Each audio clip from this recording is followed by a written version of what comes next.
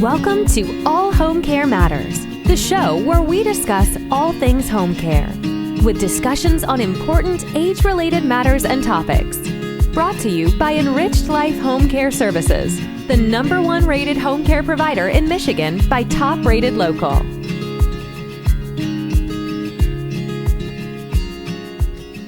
Hello, and welcome back to All Home Care Matters. If this is your first time visiting us here at the show, we want to say thank you for taking time out to be with us today. We appreciate how valuable everyone's time is, and that's why we try and make each episode here at All Home Care Matters something that will hopefully matter to you. Today, we are excited to welcome back Tim England and Bettina Morrow. Welcome back. Well, thank you for the opportunity again, Lance. And hello, Bettina. Nice to see you again. Hi, good morning, Tim, and thank you for having us, Lance. It's always a pleasure. Oh, the pleasure's all ours, Bettina. I wanted to start, Tim, with asking you a question. So I understand that there have been some broad and sweeping changes to, senior care and aged care in Australia. What are some of those changes that are taking place or have taken place? Okay, very good question. Up until 2019, or no, just prior to that, aged care, I imagine in a lot of other countries here in Australia, has been under the spotlight for lots of reasons, some good reasons and not so good reasons. And our government conducted what they call a Royal Commission. Now, a Royal Commission, I don't know how it works in the States, but a Royal Commission here in Australia is a very, very, very big thing. It's only ever done on a big topic. It's funded by government, but it's totally independent reports, and they're examining a industry or a sector that is not doing well. Like over the years, they've done a Royal Commission into the banking trade. They've done a Royal Commission into sexual abuse of children in institutions. So it's very serious matters that they do a Royal Commission in. So it's not taken lightly at all. They did a Royal Commission into aged care safety and so forth back in 2018, and they finalized their reports in 2020. And from that report, there's 137 recommendations which the governments are now implementing into the aged care service. So they go through the whole sector nationwide with a fine-tooth comb. It's open to the general public. It travels the country. People from anyone can go in and make submissions on any subject that relates. So that it's very broad, sweeping powers, and they almost have like an unlimited budget to investigate. So it's very open, very transparent, very public, which is a good thing. The bad thing is it's very open, it's very public, and you get to see everything. So you get the good, the bad, and the ugly. And as a result of that, or actually when the Royal Commission was going through and it had its interim report, that's when the government put in legislation regarding the use of restrictive practices and restraints in aged care. Because prior to 2019, there were no legislation, guidelines, or rules at all in the aged care sector for the use of restraints and restrictive practices. Where in other areas like corrective services, like jails or police forces or hospitals or mental institutions, there are legislation in place for the use of these practices. But prior to that date, there was nothing in aged care. So that's just one of other major changes that are now coming through the whole aged care sector. It's taking time for it to filter through because it's like turning that big, massive ship. It takes a while to change course, changing the mentality, changing systems. So it is I won't say it's a controversial area. The feedback from the general public has been good. We need this, we need these changes. Let's get these changes happening straight away. And it takes time for these changes to come through. Right. So that's where we're sitting right now. So doing some research for our discussion today, I came upon, and you guys were the ones that initially had shared this gentleman with me, Mr. Terry Reeves. Yeah. Was that the incident that really spurred that on? And could you kind of share for our viewers and listeners who Terry Reeves was? Yeah, that you're absolutely right. That was the pinnacle point. Okay. Those of us in the industry and the sector have known about these practices for a long time. Anyone who's worked in aged care, especially in a facility, and we're not saying restrictive practices are a bad thing. Let's just get that clear. There is a need and a place for everything. Let's look at this, for example. When you climb in your car and you put your seatbelt on, that technically is a restrictive practice. That restraint is there to help you if you had a car accident. If Lance or Bettina, you were crossing the road with your young 5-year-old child, you're going to hold their hand at the traffic lights or the stop sign until it's safe to cross, because you're teaching them, you're restraining them to stay there, teach them how to cross the road. So there are places for restrictive practices. Cupboards with medications being locked, that's a safety thing. Cupboards with chemicals locked, that's another safety thing. So there is a place for, we don't want to beat people up going, these are bad things. It's the inappropriate use and the blanket use of these practices as thinking there's no alternative. What happened with Terry Reeve? He's a 72-year-old gentleman who went into a respite situation. His daughter and family put him in respite for a bit of a break. And within hours, not days, they fell into the normal practice of that nursing home. They had him sedated and they had him strapped to a chair so they could manage his behaviors. And that was just the default. Right. And at some stage, he was restrained in the chair up to 14 hours in a day. And there was the daughter went in there, took video, took footage, and tried to get things changed, but nothing happened. When she went to the Royal Commission and put forward her findings and showed the video, it changed almost overnight. Within a few days of that happening, and obviously going to the media and being across the nation, they decided to get put in immediate changes. And later that year, they brought in the first legislation to stamp out that practice. So that issue with Terry Reeve, and you've seen the article I've shown you, some of the footage is not pretty. It's not pretty at all, but it has caused change. It caused a knee-jerk reaction to some degree, where the ministers responsible got legislation in place. Was it the right legislation? There's debates over it that it was the correct thing. It's been amended since then, but it got the ball rolling. It got the thing started. Well, let's talk about that for a minute, Bettina, because somebody with dementia, they can't necessarily, and we had this discussion about, the social media and dementia issue, but somebody with dementia can't necessarily consent of any sort to give when it comes to restraints, medication, sedation, or anything. So how do you reconcile that with, and what is BPSD, behavioral psychological symptoms of dementia, and how do you recognize if and when that person is able to give that consent, or if they should even be restrained? Right. Yeah, great question. Quite a big question. We might have to break that up a little bit. So what we do know is that research shows that people with dementia have anywhere between an 80 and 97% likelihood of experiencing at least one behavioral and psychological symptom of dementia. And it's quite a broad spectrum as to what can be considered to be a psychological and symptom of dementia. So it can be anywhere from changes in behavior, what's considered to maybe be lashing out, changes in being slightly more verbally aggressive or maybe physically aggressive. So elements like that require some level of intervention. And it's the intervention that's provided, which is really what's in question, is like, how do we intervene to support them to reduce the experiences of those psychological and behavioral symptoms, because they tend to be largely negative experiences, not so much an older adult who's pleasantly confused. They tend to be elements that cause levels of distress or sadness or anxiety. So when we're looking at people with dementia whose dementia has progressed so far that they have been determined or guided by medical practitioners or the courts to say they no longer have capacity to make decisions regarding consent that may include elements of restraints, whether that be a physical restraint or a chemical restraint. And we can dive into that a little bit later as to what they actually mean.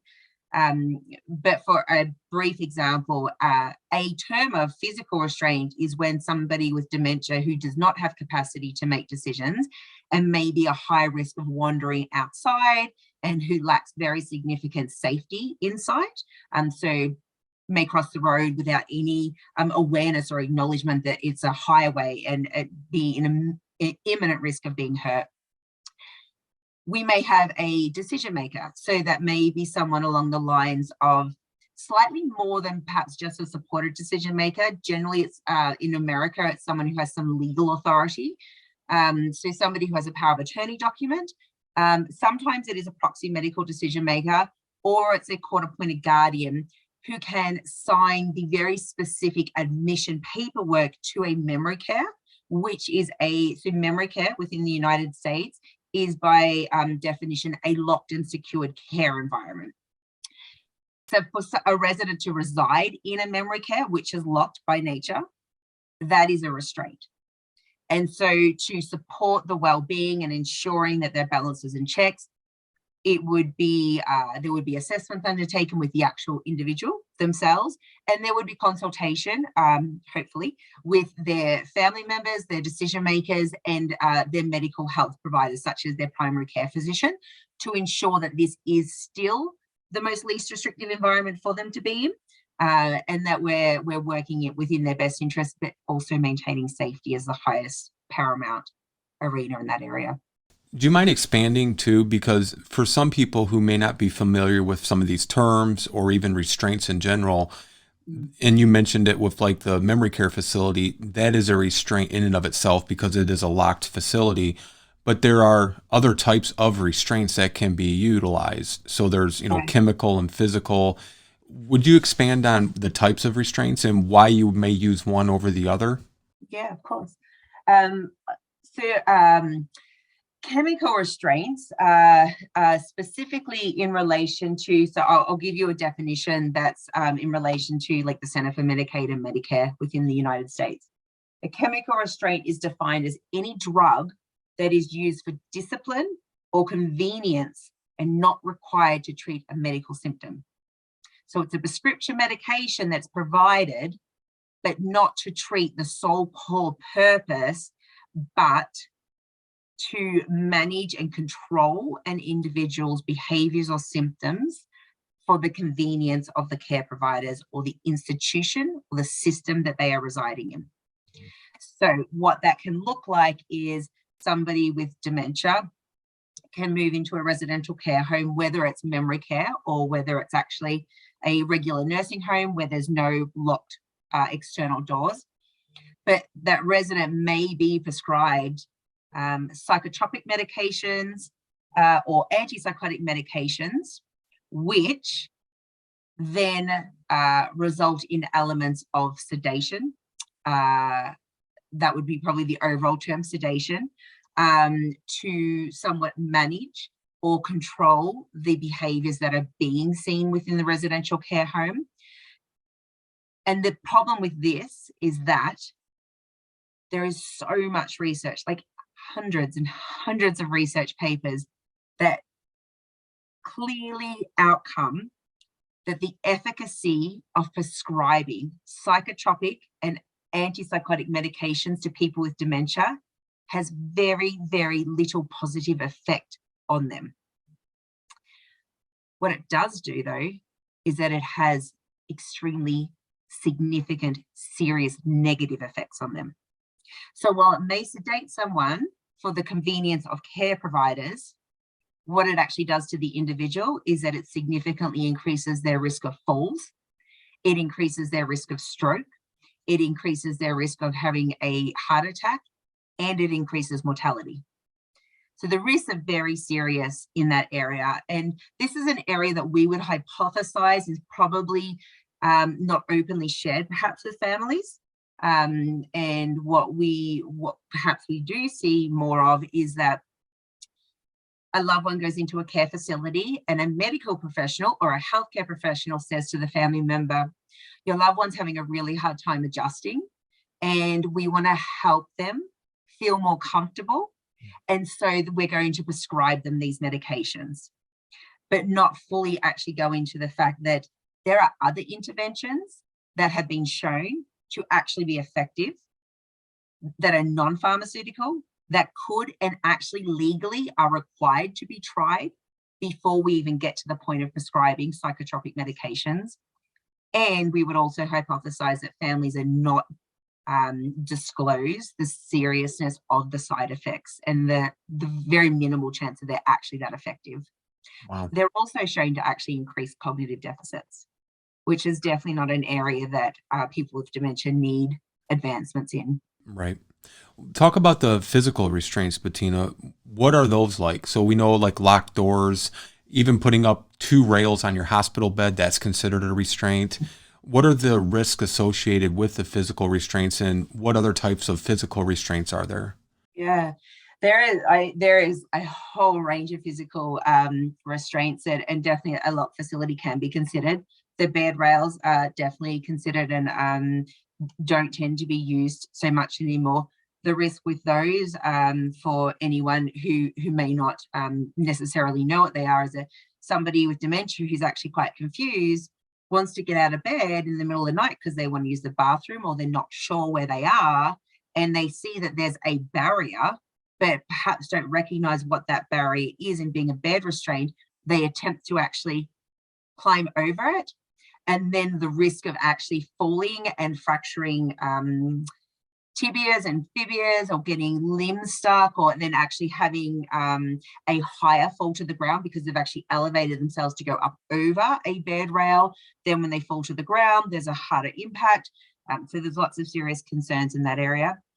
But areas that we would really like families to keep an eye out on that are less obvious is somebody who's sitting in the dining room or the living area of a residential care facility and has a tray table that sits in front of them, which can be very helpful and can be perceived to be something that they maybe can do activities on. But if that tray table is situated and perhaps the wheels are locked, and so it actually can't be moved without an actual care provider coming to move it, if that individual with dementia is stuck within that chair because they are literally blocked in, that is a restraint. And we know that has actively been used in residential care facilities for the actual intention and motivation of restraining people because they know they cannot get up and move. Other areas of restraints that we would ask people to look out for that maybe aren't as commonly seen, but anything related to like Velcro ties, like anything around wrists or ankles are a very serious concern. Any furniture that is strategically placed that actually blocks the free flow of any individual within a care facility is considered to be a physical restraint. In adult protection services, there have been investigations into skilled nursing homes where staff have intentionally placed furniture blocking the doorways of residents who are there to be cared for, keeping them basically trapped within their bedrooms because they cannot navigate moving that furniture independently. And it was done with the intent of reducing the staff's burden of providing care during their work shifts. And I don't know, Tim may be also able to sort of add additional elements, but they would be ones that we would really encourage families to just be open to looking at because they can often come across as being not as obvious. Right. Tim, I wanted to jump back to you real quick. So talking about informed consent, what's been the impact with that, with the new laws that have been passed? Another very good question. Part of the fallout or the impact has been a lot of families weren't aware that they needed to give ongoing informed consent. What's happening in the past is, and I think Bettina would verify with this, when a person gets admitted or goes into a nursing facility, they fill out a whole lot of paperwork, and one of the paperwork has been that they sign that we give consent for all these kind of things, for medications or whatever, but not fully understanding what they actually are signing up for or what they're giving permission for. Now that has changed, where for every time there's going to be some form of intervention, first they've got to get consent of either the individual who's receiving the restraint, so the person with dementia, or if that person there's due to cognitive issues, they're not able to give informed consent, then their authorized decision maker, be it a proxy decision maker, family kin, whoever has got the legal rights to do that. And every time a restraint is going to be put in place, they need to get informed consent for that individual practice, be it a chemical restraint, being and in Australia they've changed the legislation similar to the States, but a little bit different. They've actually broken it down to 5 types of restraints. We call them as chemical restraints, environmental restraints, mechanical restraints, physical restraints, and seclusion, which I'll like to expand on in a moment. So they've broken it down just a little bit more, but it's still the same thing that Bettina was saying. It's still fundamentally in a facility, the same things. And some of the things that Bettina has shared, I've seen the same thing, and others have seen that. The tray table on the chair in front of them. So before any restraint is brought into place, the informed consent, which is a legal requirement, has to be asked for and given. The only proviso, the only caveat is in cases of emergencies. And there are times when emergencies may crop up where they have to do restraint for safety. That's still okay. That's still got to be documented, but the family or the informed consent still has to be obtained within 24 hours after the administration of a restraint for emergency procedures. The big issue is filtering that information through to the families. And what I'm about to say is, it maybe seems controversial, but it comes straight from the heart. Families aren't always across what's going on. So many families, they've placed someone into a care facility, it's usually a point of crisis or something has happened and they are distraught that they're torn up that I'm placing my mother, my father into a facility. So they're just thanking the staff there, who are brilliant. The staff are actually brilliant in these facilities, that you're taking care of my loved one.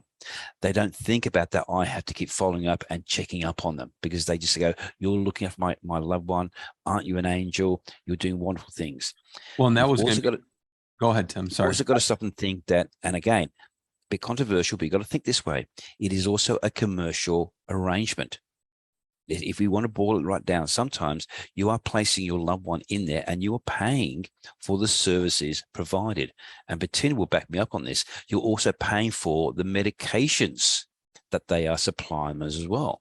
So you should understand what these services you are actually paying for and where they are, when they're being used and how they're being used. Now, part of the big change here in Australia, and I know I sent that to you, and I'm just trying to get my hands on, restricted practices in aged care, a last resort. This is straight from the government's website. Restricted practices or restraints should only be used as a last resort when they are an important last measure to help prevent harm to older strains in aged care and their carers. Changes in the law strengthen these requirements. So basically, the whole idea is, we recognize they need to be in place, but it is the last resort. And there are so many alternatives, Bettina, that can be put in place and tried and documented and done before they have to go to that extent. Right. Why that doesn't happen? Staffing, politics, embedded practices, the list goes on and on and on. The first big step is, and probably for your audience to take away, that they need to be a little more involved in what is actually happening in that facility with your loved one. Question, ask. You're not beating people up, but you want to know, okay, what is going on with my loved one in this facility, and what can I do as a family to help the care to be even better? Right. Well, I just wanted to ask a follow-up question to that. It's wonderful that there are these safeguards in place, if you will, that you have to check with the family maker or the family decision maker or the power of attorney or the proxy or whoever it may be prior to administering some form of restraint. But you kind of hit the nail on the head, I feel, Tim, where most families, if they don't have a healthcare background or any sort of medical knowledge, they're just going to most likely blindly trust the facility on whatever they recommend, because of course they have my loved one's best interests at heart. Do you feel like that's a good enough safe measure? I mean, it's better than nothing, but I can't imagine too many families denying when a facility, the head nurse, the doctor, whoever it is, calls and says, your mother's really out of control, or we're having this issue. Please give us your consent so that we can administer X, Y, and Z. I don't see somebody just easily saying no to that. Yeah, that's a very good question. I would say, generally speaking, you would be correct. Most families, because this is a relatively new change in the whole scope of things. It's only been the last few years. And even those, excuse me, in the aged care medical profession are still getting grips with the decisions and understanding and even being aware that it's out there. So a lot of families would not be aware of the significance of it all. So it does make it's an education process for the families to understand. And a step in the right direction. Yeah. The thing is, and this is going to, another one, it's uniquely Australian. I imagine they may have certain states, I doubt it, but we have a thing known as the Severe Behaviour Response Team. Now, this is a 24-hour service that it's government funded, and it's amazing. If there is, the reason they put restraints in place, a lot of cases, there's some form of behavioural mechanism that's happening within a nursing facility, and the staff there can't handle it for whatever reason. It may be severe, it may not be severe. And a lot of them aren't educated or trained or knowledgeable in the area, so they fall back to default. They fall back to, we've all done this practice. There is a 24-hour service nationwide of these people, first on the phone, and then they'll go out there.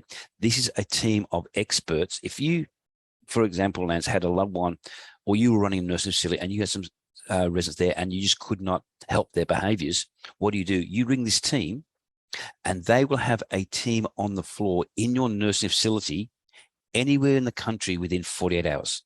Wow. To help you and work with you to manage the behaviors better. And they don't just say, okay, you make the phone call, oh, we'll leave in 48 hours, we'll be there. And you got to think how big Australia is. Right. They're on the phone, they're coaching them, they're working with them because they want to help reduce the issues of the whole, the flow out of chemical restraints and physical restraints. So they are part of the education process for the staff. They're also part of the education process for loved ones. As is a 24-hour hotline, family members can actually ring this line and say, look, I've got my loved one in this facility. I'm not happy what's going on. Can you investigate? They're not going in there to beat them up. They're going there to say, okay, how can we help you do this better? Right. And if you think about the size of Australia and similar to the size of America with our population, for them to get a team anywhere in the country within 48 hours on the ground at that nursing facility there to help out. And that service has been in place for many, many, many years, government funded. But again, a lot of the staff and facilities don't know it's available, or they don't follow up on it because they think, okay, we know how to deal with this, or family members just don't know it's available for them to use. Is that team, is that new in response to these new laws by the Royal Commission? No, that has been in place since about 2015. Wow. Okay. Yeah. And they actually did, when a couple of their, every 2 years, there's an international dementia conference here in Sydney. And for the last 2 years prior to COVID, 2 sessions, they were presenting some of their findings. And this won't shock Bettina. One of their announcements was, we are killing residents with medication. Now, they even back in 2016, 2017, 2018, they're going, the amount of medications being administered for the wrong, incorrect reasons to manage behaviors was increasing risk falls, death, or other kind of injuries, as Bettina was saying. So everything she was saying before, ditto, the same thing here is been happening in Australia. Wonderful. I want to go ahead, Bettina. So I was going to piggyback on a comment that Tim made is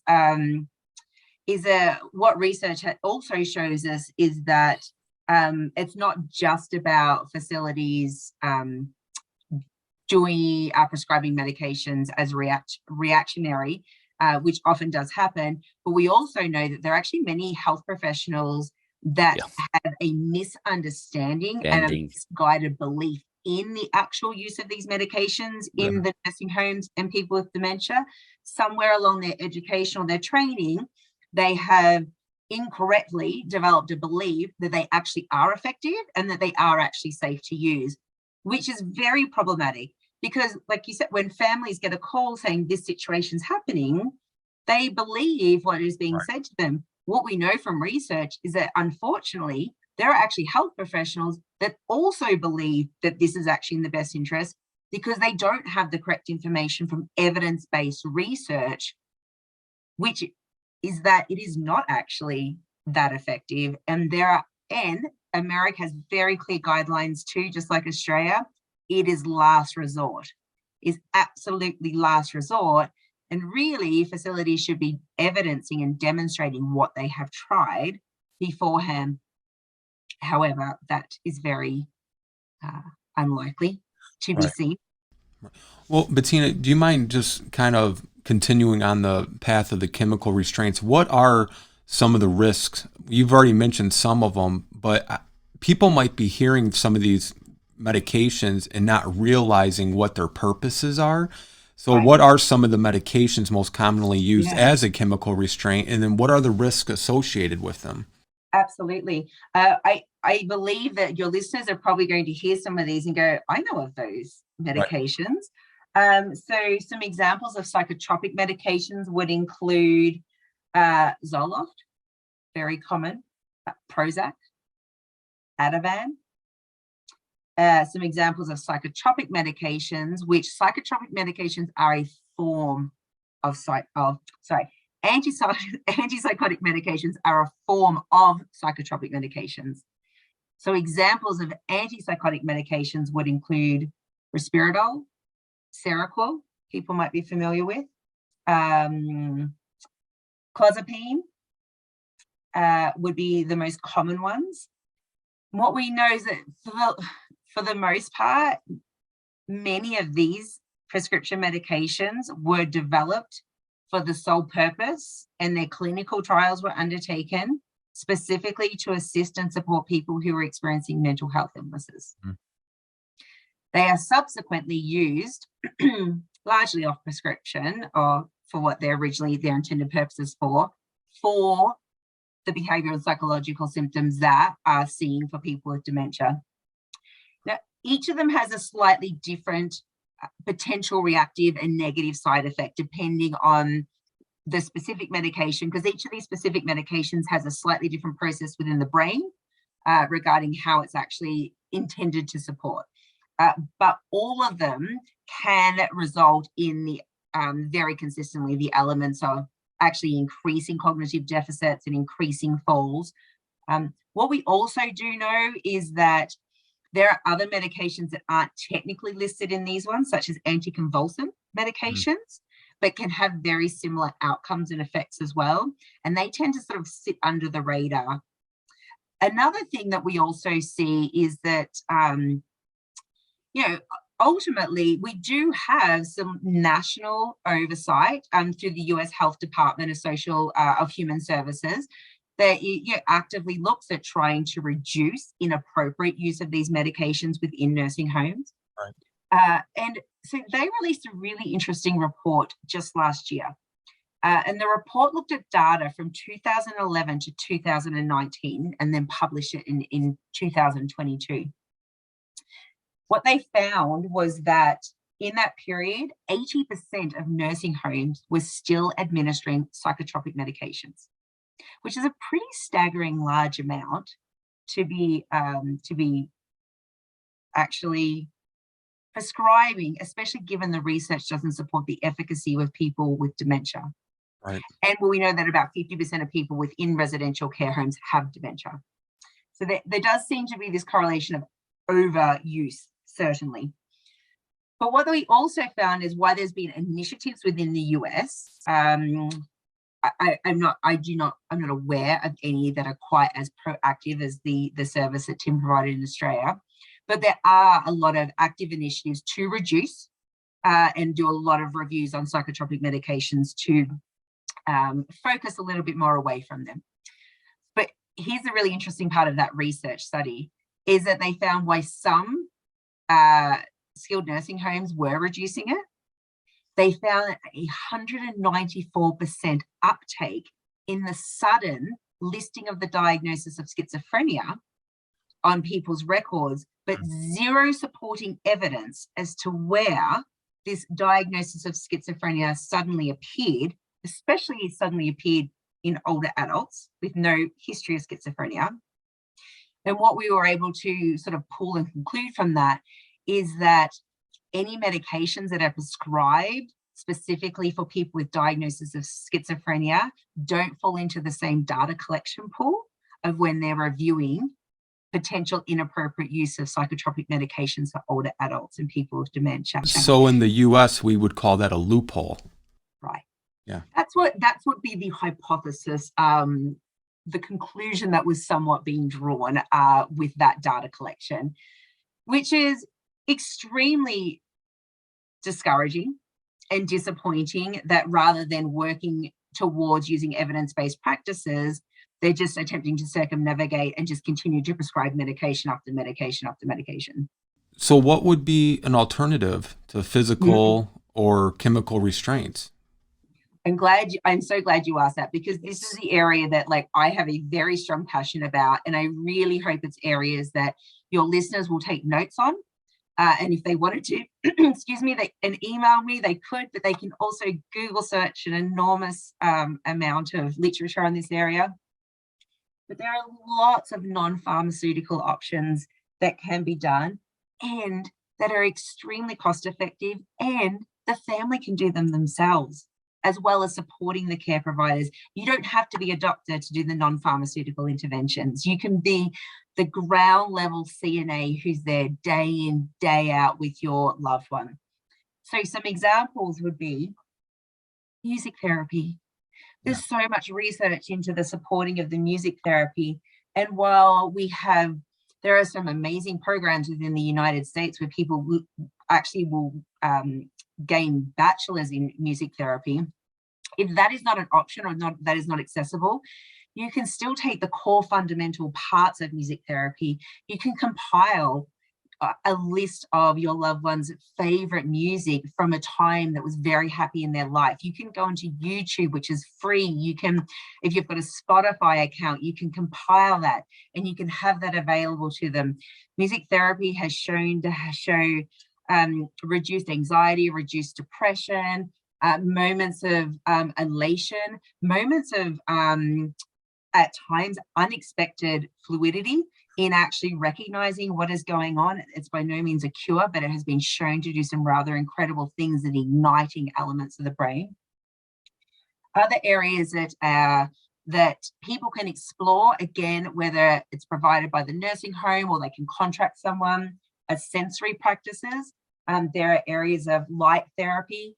But again, if you're not wanting to contract someone, something as simple as aromatherapy and a massage can be very effective in reducing some of the psychological symptoms of dementia. So whether that's a hand massage, whether that's a foot massage, whatever it is that the individual is comfortable in actually experiencing.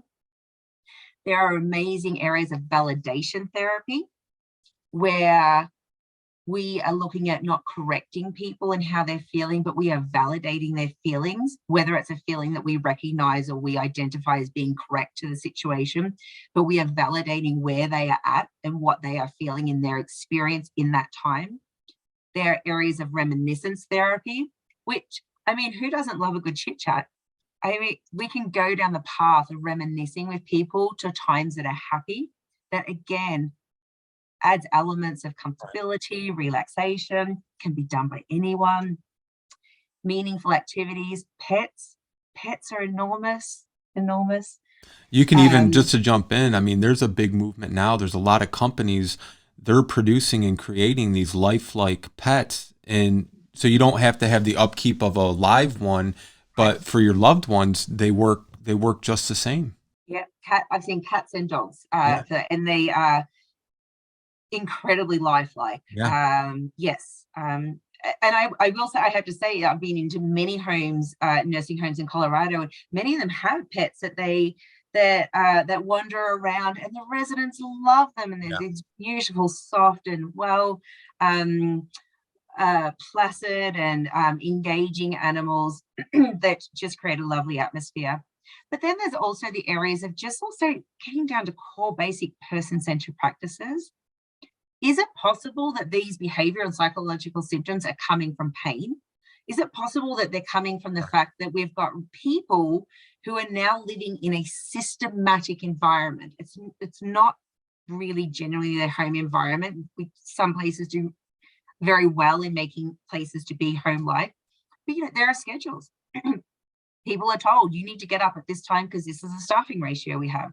You're going to have breakfast between these hours and these hours because this is the time the chef comes in, and we don't have the ability to give you breakfast whenever you feel like it.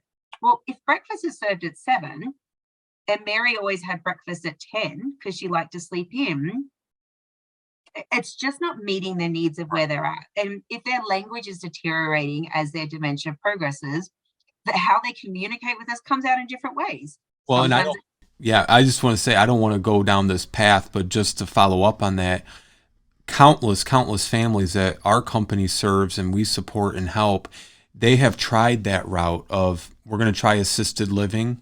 And it's kind of like the informed consent example I was asking Tim about. The facilities are telling these families exactly what they need to hear, because now they're signing a lease or a contract to fill those beds. And I've talked to numerous people, and there's some great assisted living facilities and independent living. I'm not saying all of them, but a lot of their sales force, they have told me personally, they have a quota. And if they don't meet that quota to get those beds filled, they're looking for a new job. That's why you always see such a high turnover. And, somebody with dementia who's going into assisted living, several factors are going on there, right? Their normal routine is now totally out of whack. Mm-hmm. They're in a new, strange environment, so they don't have that long-term memory to fall back on, and they're terrified. And I know one family moved their mother in, sold her house, and after the first 2 days, they didn't go to her room anymore. She had her welcome, and now it was like, you're just one of us. And this lady had advanced dementia. We told the family, she's not a candidate for assisted living. She requires too much one-on-one attention. She's not going to do well there. And separate from the fact you're taking her out of her home, she's been in it for 60 plus years. Her memory does not have the capability to adjust and feel safe and learn this new environment. And within 2 weeks, the facility said, yeah, your mom needs to move out, or you need to bring in an outside company to provide 24-hour care. And so our company actually was going there and providing the care.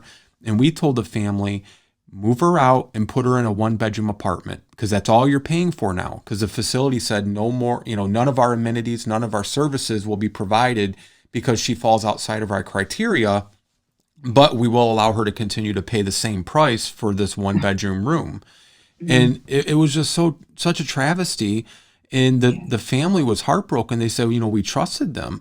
They met with our mom. They did a full evaluation, and they said, oh, she'll be a great fit. And then within a couple of weeks, all of a sudden, she's not a great fit anymore. It was just, so I always advise families, do your research, really ask the tough questions to get to the heart of it, because assisted living is not, some families think, well, I don't want to put my mom in a nursing home, so I'll put her in assisted living. Some families think I want to put mom in assisted living and they're going to provide 24-hour care. And that's not what they are. They're wonderful places if you still have good abilities and faculties. But if you require hands-on care more than just helping with a shower, that's not a good environment for you. No, it's really important that people who need care are actually matched with the appropriate level of care, because it's actually just more traumatic for not just the individual, but their families when they are moving between multiple places. And I know that we're referencing a lot of nursing homes, but we also know that there are actually some really wonderful ones that do excellent care, and we really want to acknowledge that. But we also know, we know from the data, we know from statistics, we know from research that there are many that would benefit from changing their practices to better suit the actual person, and not so much prioritizing the profits. So Tim or Bettina, or both of you, with the data and with this, increased use of restraints and these changing passing laws and, new criteria in order to provide the restraints, what did the data say? Was it mostly people that were diagnosed with a form of dementia that were the ones of the recipients of the restraints? Or because I'm thinking to myself, that would probably be the number one cause for restraints in a facility like that. But were there other examples of where they were using it? Generally speaking, you've nailed it. It's the reason they bring in restraints, as we think as restraints are, is to manage the BPSDs, the behavioral psychological symptoms of dementia. That's the target, because you've got some staff who just don't know, they're just not trained or experienced on the range of behaviors that can happen. As Bettina was saying, it's that there are so many alternatives that can be used. And I'll touch on one that you interviewed a few weeks ago, the memory lane TV. That is a fantastic stimuli. I've actually gone into, had a look at this stuff. It is so well crafted and so well designed for handling different behaviors at different times of the day. And that is just that's just helping different type of stimuli. Another one you can also look at is diet and hydration. Sometimes people are behaving the way they are because they're thirsty. They no longer have the ability to communicate that they are thirsty, or they're cold, or they're hot. So they're expressing the way they can only do that because they're no longer verbal, whatever the case may be.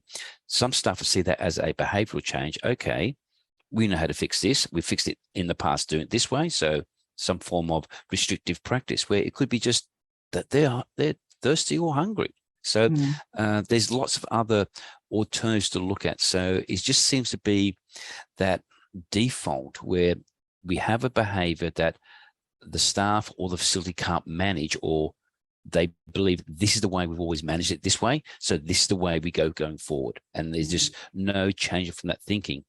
And it's sad because a lot of the staff, I've met so many of them, and Bettina would have done the same thing, and you, Lance, they are caring, they're dedicated, they want to do the right thing. Some of them just don't know what the alternatives are, or if they do know what the alternatives are, their next line management up is preventing them due to their limited beliefs that this is the way we would.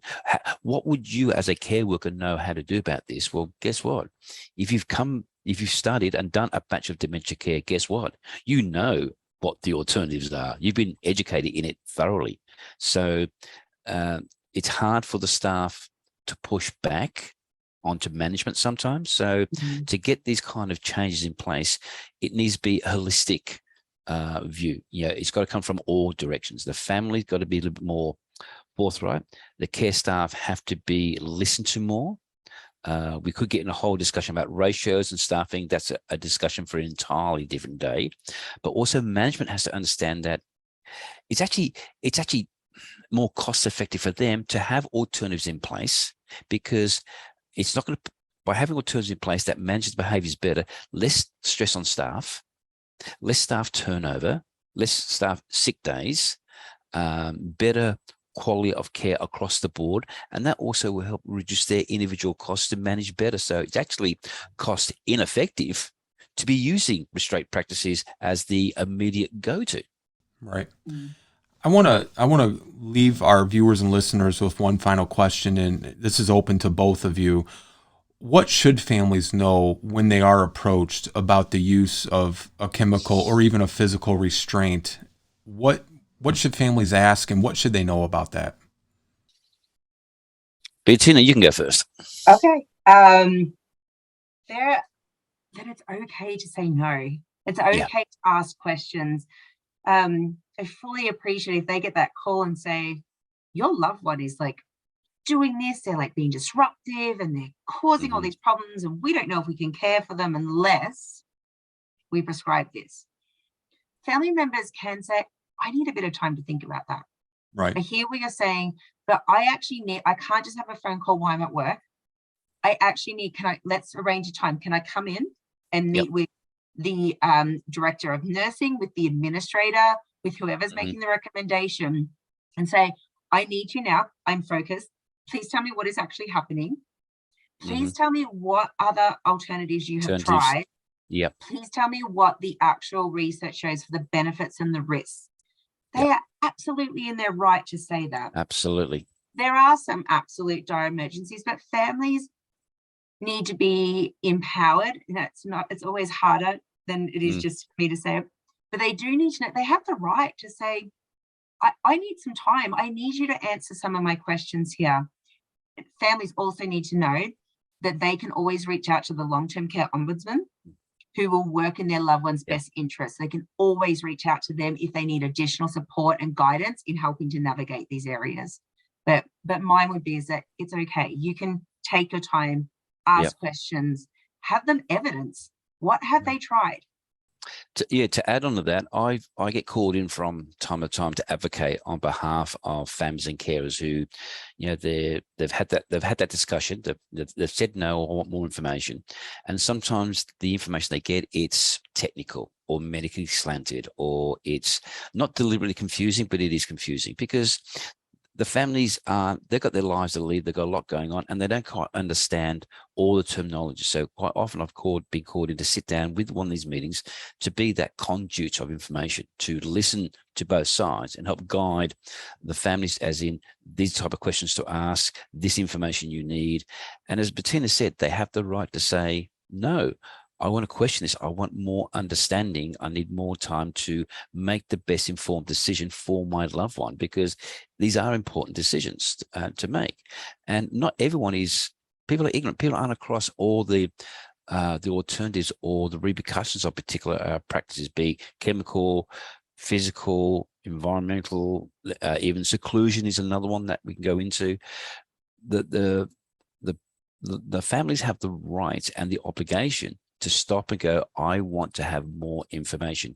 They do this, I imagine they do this at hospitals. If a loved one has got to have an operation or a procedure and they can't make informed consent or informed decision, the family's brought in, they have the ability to question, have a meeting to get as much information they need to make that informed decision. The same thing should happen in the aged care arena, where the families have that right to, I want to sit down and I want this explained to me in language I can understand. Absolutely. And it's the responsibility of the facility owners and management to provide that information in a timely manner, accurate, and in a manner which can be understood. Absolutely. And I think, this goes right back to, when we'll focus on dementia, is just staff being properly educated and aware of dementia and how to look for those nonverbal cues. You guys touched on many of them, thirsty, hungry, hot, cold, in pain, uncomfortable. And, everything's not solved by restraining a person, right? No. And that only adds to further trauma for that individual. And, and the families, they shouldn't be expected to know what they don't know. They're not the healthcare providers. They're placing their trust into the healthcare system. And I think it's the healthcare system to do its job to respectfully explain and educate these families when there are issues with their loved ones that are entrusted to their care. And I think the work the two of you are doing is just phenomenal. And Tim, I think this is your fourth time maybe being with us. Number 5, but I'm not counting. Okay, number 5. All right. And Bettina's her third or fourth time. And, we just appreciate all the work you guys are doing and helping to educate our audiences with, your experiences. And we look forward to seeing you guys back again soon. Thank you. Always, Lance, thank you for the opportunity. Bettina and I, we are humbled. We're just going about doing what we can, making our changes and using your vehicle to your audience. If that can change the life for one person in a positive way, we've done our job. Absolutely. Absolutely. Well, we appreciate you both. Have a great day. Oh, we certainly shall. Thank you for joining us today here at All Home Care Matters. All Home Care Matters is here to help families as they navigate these long-term care issues. We invite you to visit us at allhomecarematters.com, where there's a private, secure, fillable form where you can give us feedback, show ideas, or if you have questions. Every form is read and responded to. And remember, you can listen to the show on any of your favorite podcast streaming platforms or watch the show on our official YouTube channel. Just make sure to hit that subscribe button so that you never miss an episode. We'd also like to say thank you again to Tim England and Bettina Morrow for joining us today. Thank you so much, and we look forward to seeing you next time here at All Home Care Matters. Thank you for joining us today. We look forward to you joining us again on another episode of All Home Care Matters. To learn more about the show and to connect with us, visit us at allhomecarematters.com.